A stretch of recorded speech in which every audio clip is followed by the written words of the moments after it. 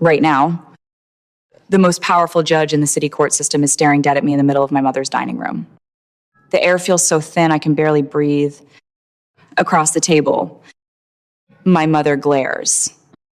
She makes a frantic, cutthroat gesture, silently ordering me to keep my mouth shut. I am wearing a drab gray blouse, perfectly matching the hired catering staff. Both of my hands tightly grip a heavy silver tray of wine glasses.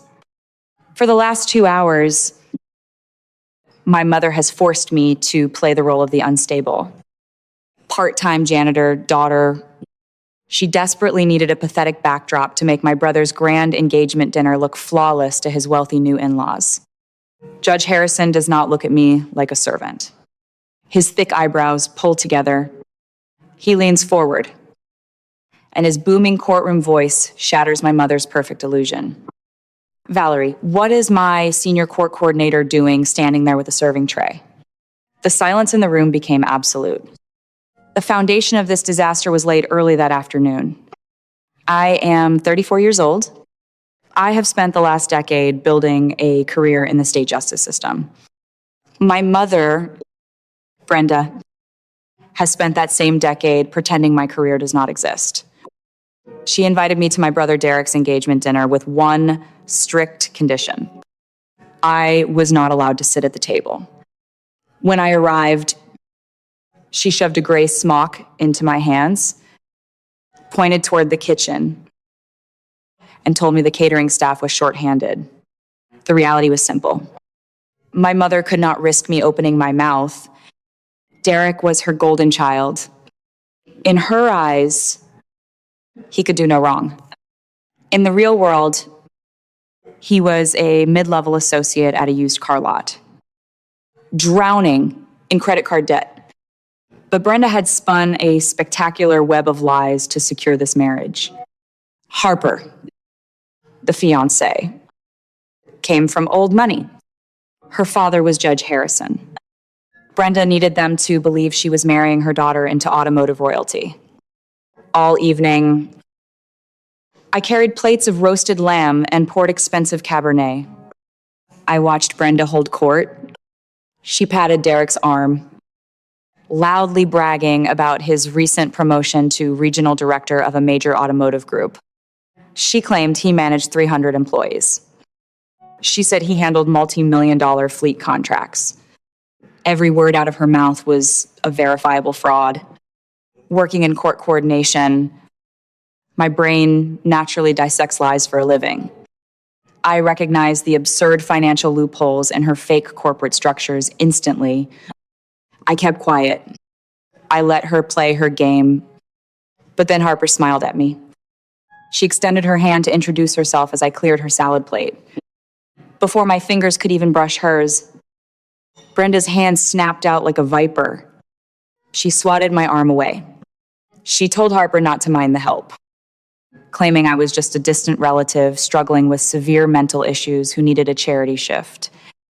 She treated me like an infected pariah right in front of the people I work with every single day. When I was 7 years old, I used to physically move my own school photograph from behind a fake potted plant on the mantle just to be seen. My mother would always move it back into the shadows. She wanted me invisible. Today, the shadows were gone. I dropped the heavy silver tray onto the mahogany table. Crystal wine glasses shattered. Dark red liquid spilled across the pristine white linen. Brenda leaped out of her chair, her face contorted in rage. Before she could scream, I turned my attention entirely to Judge Harrison. I squared my shoulders. I looked him dead in the eye. I told him it was an honor to see him outside of chamber proceedings, and that I had the revised docket schedules for the upcoming criminal trials ready for his desk on Monday morning. The color completely drained from Brenda's face.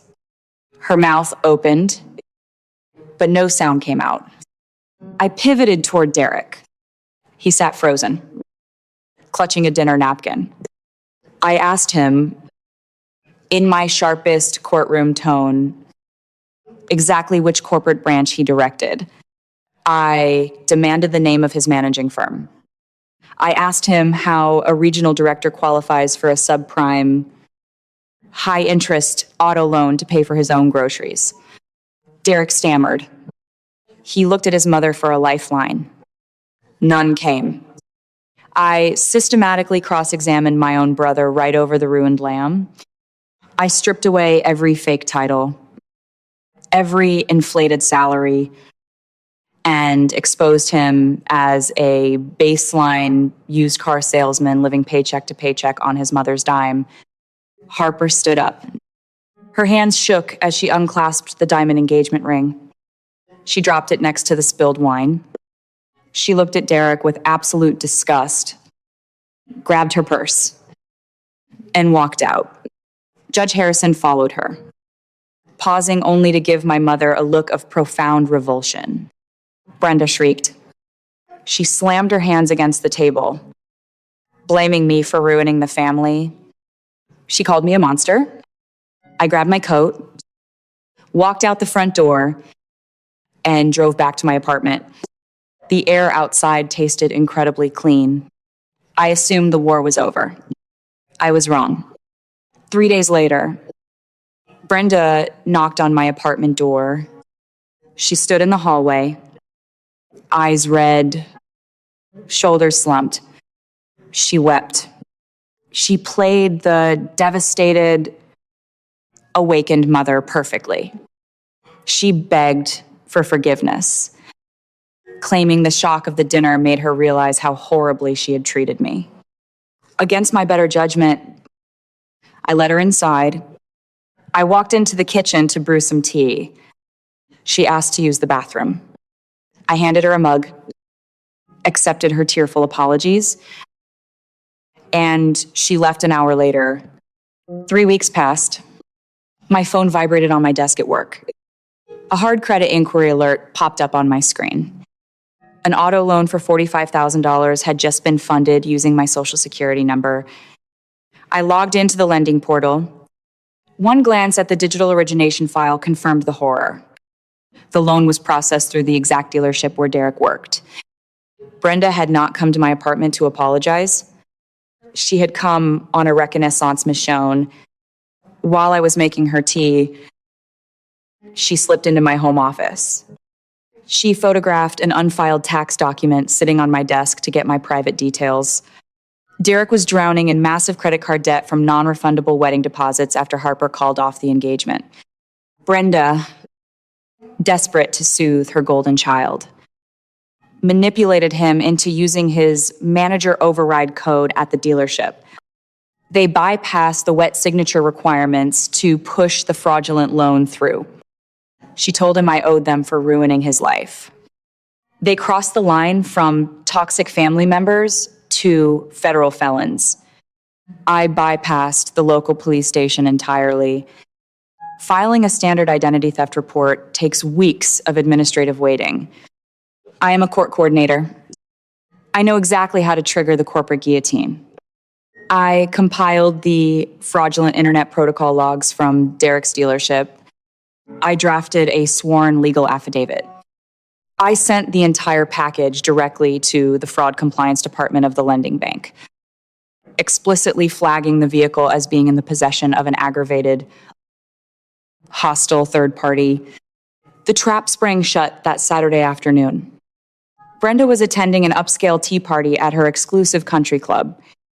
She had parked her brand new $45,000 sports car right by the valet stand, boasting to her high society friends about her latest purchase.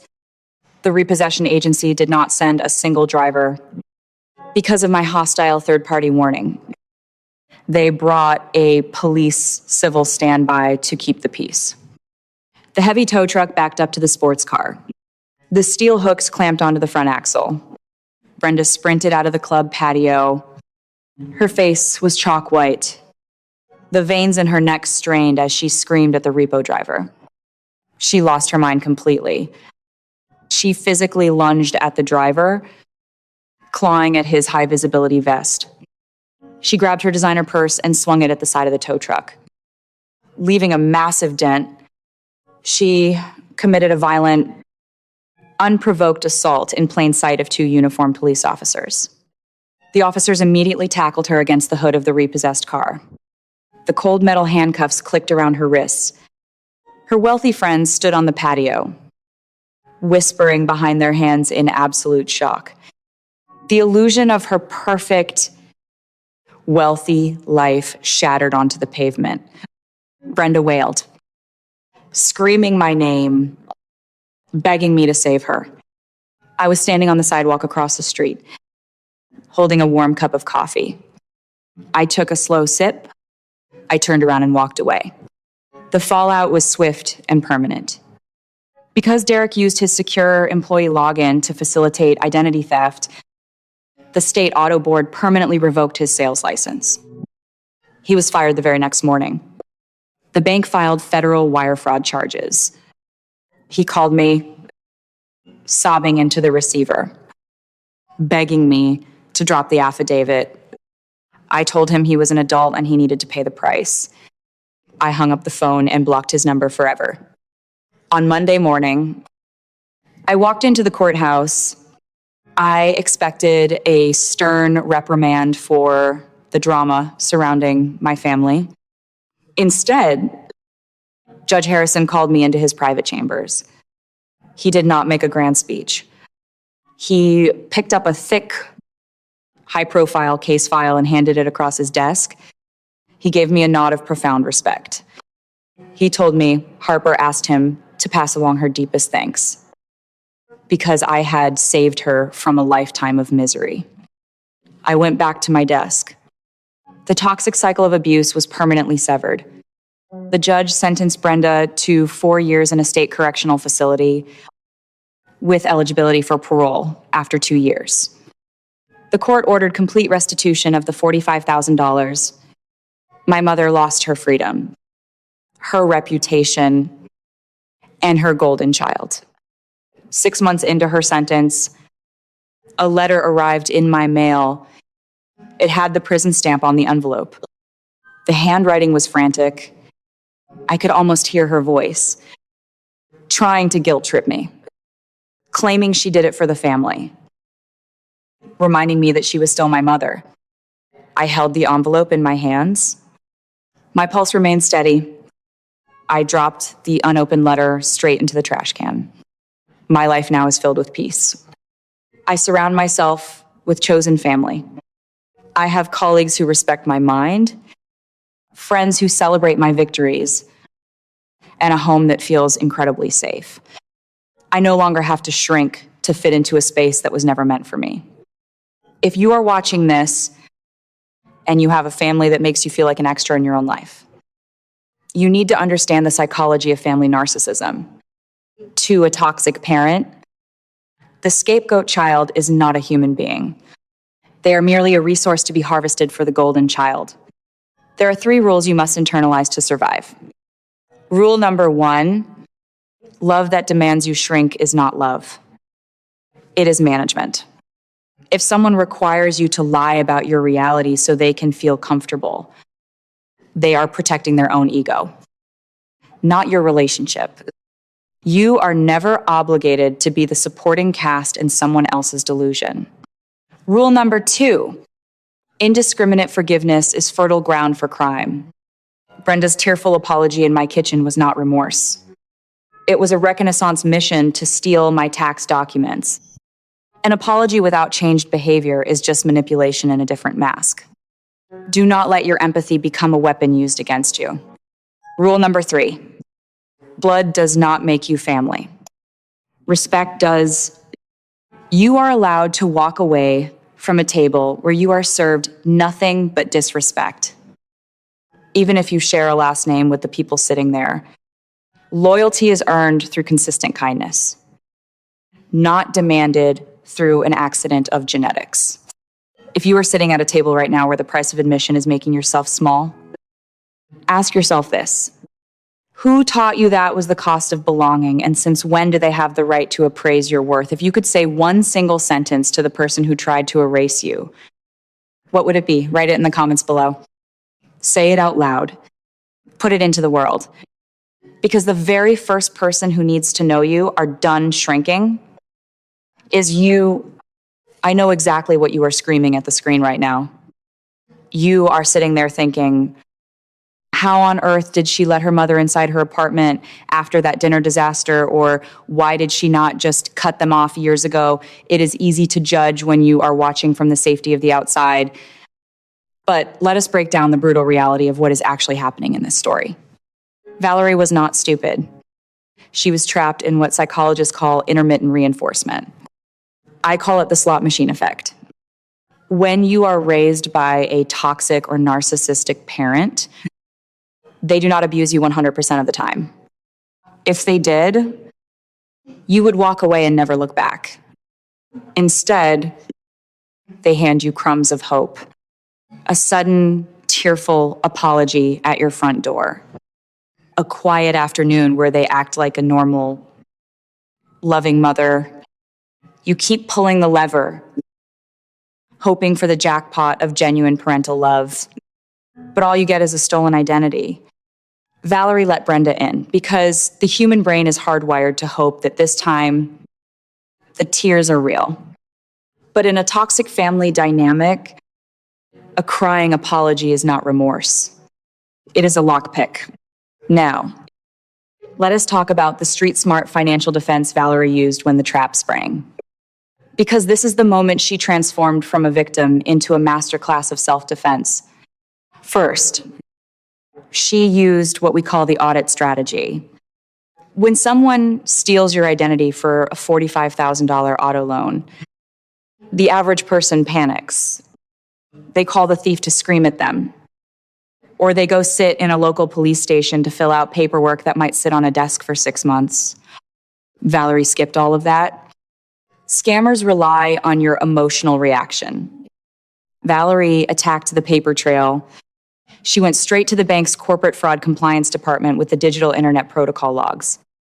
She did not argue with her mother. She gave the bank the exact ammunition they needed to protect their money.